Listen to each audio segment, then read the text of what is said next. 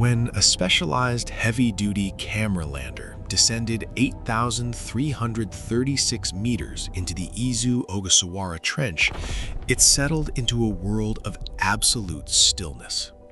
At this depth, the deepest any fish has ever been recorded, the laws of terrestrial biology cease to function.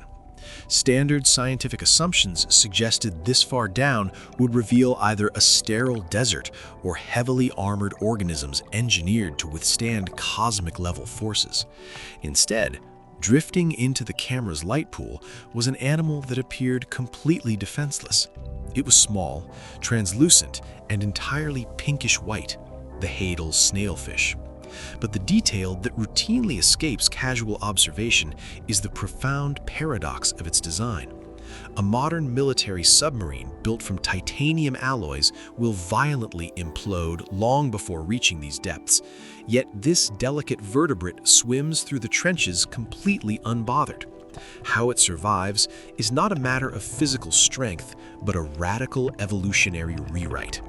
And as researchers analyzed the footage, they realized this single creature had just crossed an invisible boundary scientists thought could never be breached.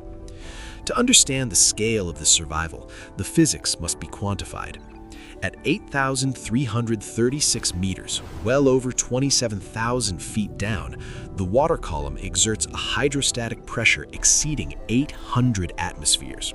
This translates to roughly 8 tons of crushing force concentrated on every single square inch of surface area.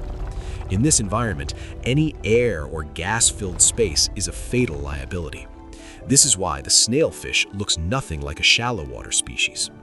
Over an estimated 20 million years of isolation in the deep trenches, its ancestors discarded the fundamental blueprint of fish anatomy.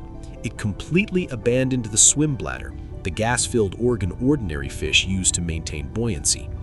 Under 8 tons of pressure, a swim bladder would instantly collapse, destroying the surrounding internal organs. Instead, the snailfish filled its body with a dense, gelatinous layer beneath its skin, matching its internal density to the external pressure of the ocean. It essentially became the water around it. But the adaptation runs deeper than simple buoyancy.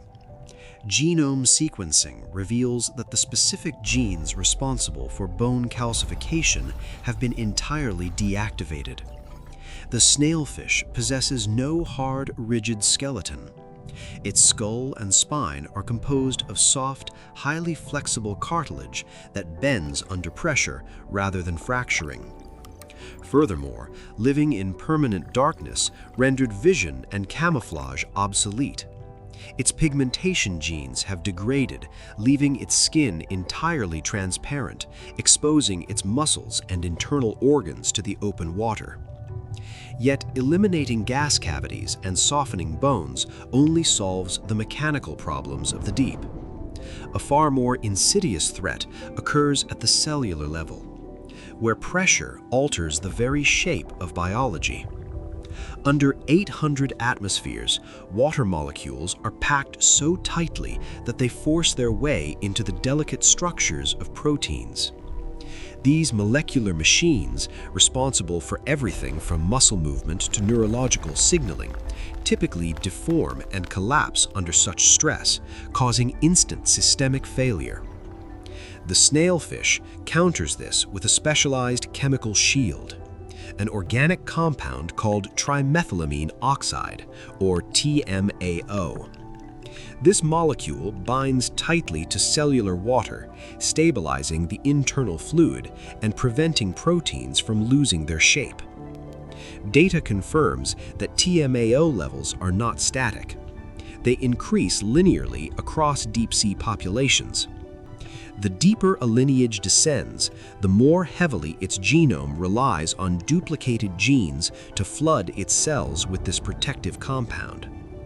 However, this lifesaver comes with a severe biological cost, creating a strict chemical boundary. TMAO protects the proteins, but it also increases internal cellular salinity. Through the process of osmosis, this high concentration draws immense amounts of water into the cells. Marine biologists calculate that if a fish descends past approximately 8,400 meters, the amount of TMAO required to stabilize its proteins would become so dense that its cells would draw in water until they swelled and ruptured from the inside out. The snailfish, filmed at 8,336 meters, is not just thriving, it is existing on the absolute knife edge of what vertebrate chemistry can physically endure. It is a masterpiece of natural engineering operating mere meters away from its own structural destruction. This delicate balance has allowed the snailfish to conquer a realm entirely devoid of sunlight. While it appears fragile, it operates as the undisputed apex predator of Earth's deepest trenches. Its survival is fueled by a highly specialized ecosystem built on organic debris, known as marine snow, that drifts down from the upper ocean and collects in these vast underwater funnels. This debris feeds billions of small scavenging crustaceans called amphipods. The snailfish hunts these swarms with surprising efficiency, clocking continuous swimming speeds of up to 0.18 meters per second. Because the extreme pressure acts as a natural barrier to other predators, the snailfish faces zero competition from other vertebrates.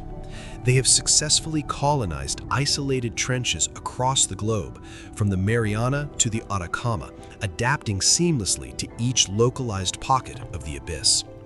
Yet, as we celebrate this record-breaking observation, a significant boundary between verified science and ongoing mystery remains. Because this specific fish was only captured on video and not physically sampled, its exact species identity remains unconfirmed by taxonomists. It is currently placed broadly within the genus Pseudoliparus. Furthermore, the absolute depth limit of 8,400 meters remains a theoretical model. Deep-sea researchers note that localized factors like water temperature dramatically influence protein stability, meaning the true boundary of vertebrate life might shift slightly from trench to trench.